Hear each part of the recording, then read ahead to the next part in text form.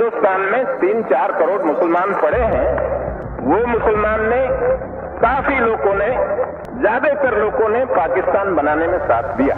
Video में कही गई सरदार पटेल की इस बात के लिए उनको सेक्युलर ब्रिगेड कम्युनल टैग कर देती है। पर आखिरकार सरदार पटेल को पब्लिकली ये बात क्यों कहनी पड़ी? साल था 1947, महीना था सितंबर और तारीख थी 10। एक ऐसा दिन जब दिल्ली के भाईजान लोग अपने सबसे बड़े 2 वेल विशर्स को उनके मुस्लिम प्रेम का इनाम देने वाले थे, मोहनदास करमचंद गांधी और पंडित जवाहरलाल नेहरू।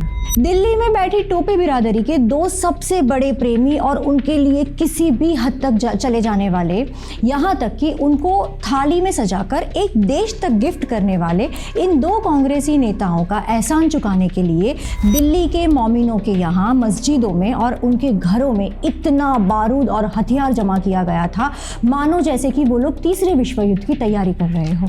आज मैं आपको बताने जा रही हूँ एक ऐसा सच जिसे दशकों तक हमसे जानबूझकर छुपाया गया। जिहादी साजिशों का एक ऐसा काला इतिहास जो कभी इतिहासकारों की कलम तक पहुँचा ही नहीं, या फिर इतिहास के अंधेरे कोनों की धूल में कहीं खो सा गया।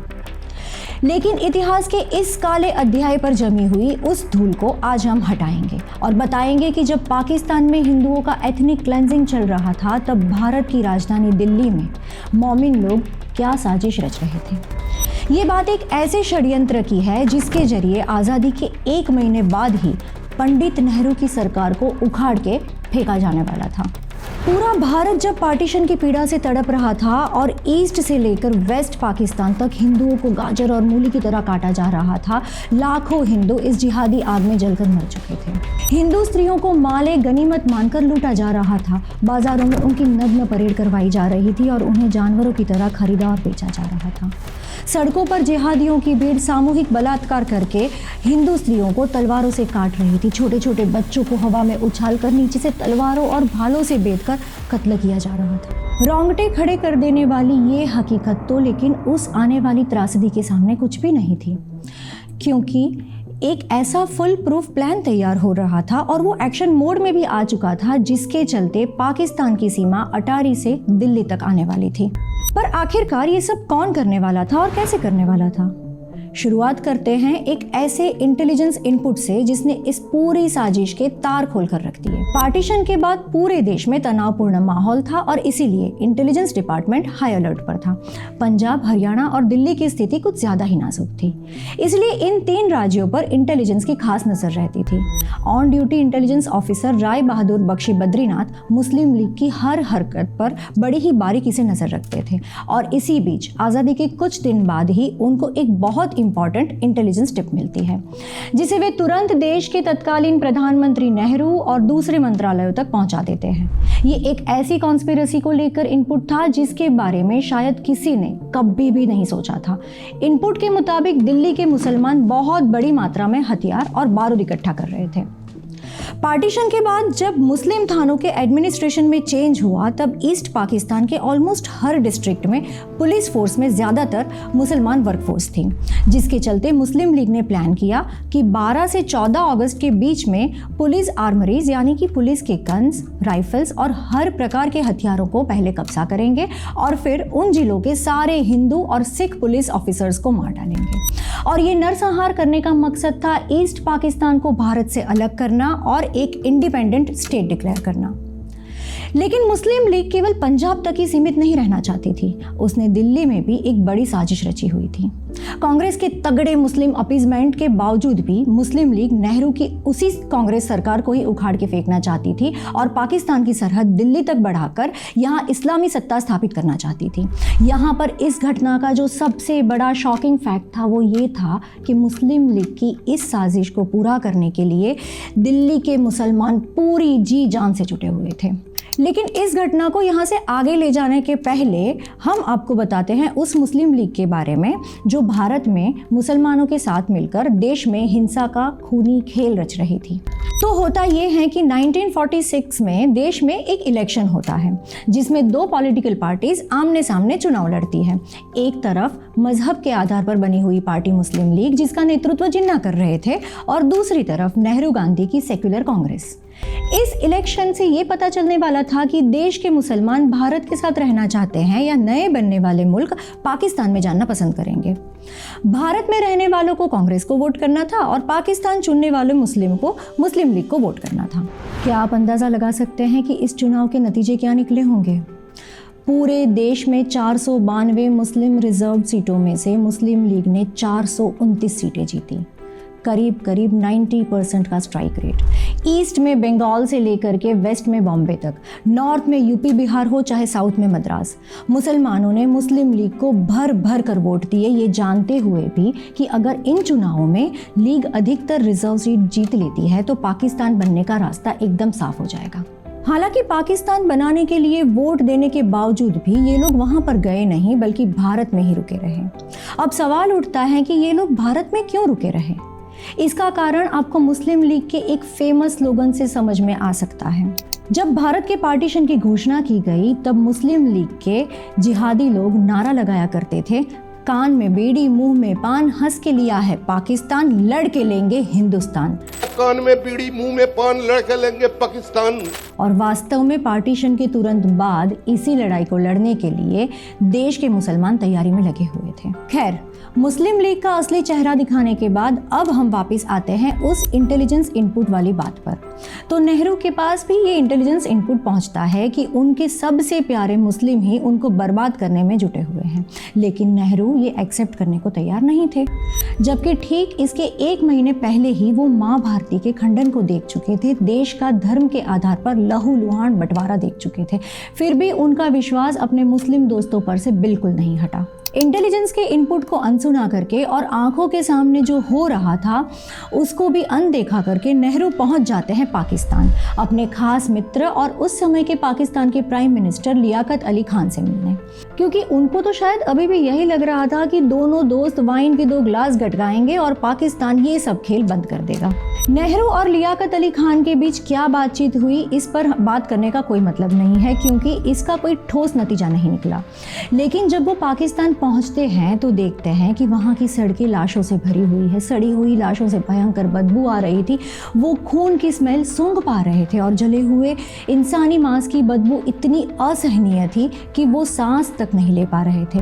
कहीं बिना सर के शरीर तो कहीं हाथ और पैर लाशों के कहीं बिखरे हुए हैं, महिलाओं की नग्न लाशें और भी न जाने क्या क्या। और ये सब नेहरू खुद अपने शब्दों में कहते हैं। तो पाकिस्तान से अपनी नाकाम विजिट के बाद नेहरू गांधी जी को दिल्ली बुलाते हैं। उन्हें लगता था कि जो जिहादी 1 महीने पहले ही देश तोड़ चुके हैं और फिर से पूरे देश को पाकिस्तान बनाने की तैयारी में लगे हुए हैं, वो गांधी जी के समझाने पर शांत हो जाएंगे। गांधी जी कलकत्ता से दिल्ली पहुंचते हैं और सबसे पहले रेफ्यूजी को मिलने इरविन हॉस्पिटल जाते हैं। जैसे ही गांधी जी हॉस्पिटल से निकलते हैं वैसे ही वहाँ 3 तरफ से गोलियों की बौछार होने लगती है। क्या आप जानते हैं कि ये गोलियां कहाँ से चलाई जा रही थी? एक था मुस्लिम लीग के अखबार डॉन की ऑफिस से, दूसरी एक ऐसी बिल्डिंग जिसमें मुस्लिम लीग के जिहादी भरे हुए थे और तीसरी जगह थी उसके सामने की मस्जिद। गोलीबारी इतनी तेज थी कि हॉस्पिटल की दीवारों में छेद हो जाते हैं और हॉस्पिटल की खिड़कियां और दरवाजे कांप के गिर जाते हैं। चारों तरफ अफरा तफरी मच जाती है। गांधी जी की किस्मत ये तो बहुत अच्छी थी कि उनके हॉस्पिटल से निकलने के ठीक बाद में ये हमला हुआ। इस हमले में गांधी जी को कोई नुकसान नहीं पहुंचा, लेकिन सच ये था कि हमला गांधी जी को निशाना बनाकर ही किया गया था। तो अपने पाकिस्तानी दोस्त लियाकत अली खान के साथ पीस टॉक्स की नाकामी के बाद नेहरू की ये दूसरी नाकामी थी। अब नेहरू को खतरे की बू आने लगी थी। वो समझ रहे थे कि कभी भी उनकी सरकार हाथ से निकल सकती है। पर उसी समय देश के भाग्य से एक ऐसी व्यक्ति इस पूरे सीन में एंटर होती है जो पाकिस्तान के मंसूबों को बिना गोली या बिना ग्रेनेड के ही छन्नी कर देने वाली थी, सरदार वल्लभ भाई पटेल। हमेशा की तरह नेहरू सभी साजिशों से अनजान बने रहे, लेकिन सरदार पटेल एक सच्चे हीरो और देशभक्त की तरह अपने कर्तव्य से हटे नहीं। खुफिया इनपुट में बताया गया था कि दिल्ली में मुसलमान अपने घरों और मस्जिदों में बहुत बड़ी मात्रा में हथियार और गोला बारूद इकट्ठा कर रहे हैं। इस इनपुट के बाद सरदार पटेल ने दिल्ली पुलिस को मुस्लिम बस्तियों में जाकर सर्च रेड करने को कहा। और दिल्ली पुलिस की उस रेड में वाकई मुसलमानों के घरों में से बहुत बड़ी मात्रा में बॉम्ब्स, आर्म्स और एमिनेशन जब्त किया गए। स्टैन गन, ब्रेन गन और यहाँ तक कि मोर्टार भी पकड़े गए। कम्युनिकेशन के लिए वायरलेस ट्रांसमीटर बरामद हुए और हथियार बनाने की कई छोटी छोटी गोपनीय फैक्ट्रियाँ भी पकड़ी गई। और सबसे अधिक हथियार सब्जी बाजार, पुराना किला और महरौली जैसे मुस्लिम बाहुल इलाकों से पकड़े गए। तो सरदार पटेल के नेतृत्व में अब ये सब हथियार पकड़ा चुके थे, गुनहगार सामने आ चुके थे और एक बहुत बड़ा खतरा शायद टल चुका था।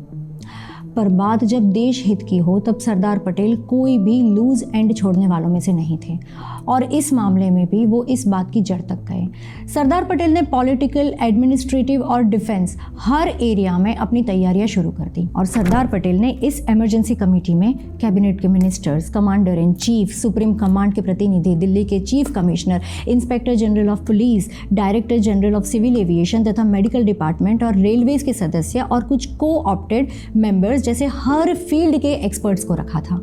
और आखिरकार उस मीटिंग में सेल्फिशली ही सही, नेहरू ने पर्दे के पीछे जीवन में एक बार अपनी असमर्थता का स्वीकार करते हुए सरदार पटेल से कहा, आप कैबिनेट के सबसे मजबूत स्तंभ हैं। इस ऑपरेशन को आगे बढ़ाते हुए सरदार पटेल पता लगाते हैं कि दिल्ली में बैठे हुए मुस्लिम क्लैरिक से लेकर सरकारी ऑफिसर्स को ये लग रहा था कि भारत में ये सबसे अच्छा समय है सिविल वॉर करने का, क्योंकि शायद वो नेहरू सरकार की निर्बलता को अच्छी तरह से जानते थे। और इसी प्लान को अंजाम देने के लिए दिल्ली पुलिस के मुस्लिम कर्मचारियों ने सरकारी आर्सेनल से बड़ी मात्रा में बंदूकें और वर्दियां चुराई और मस्जिदों में बांट दी।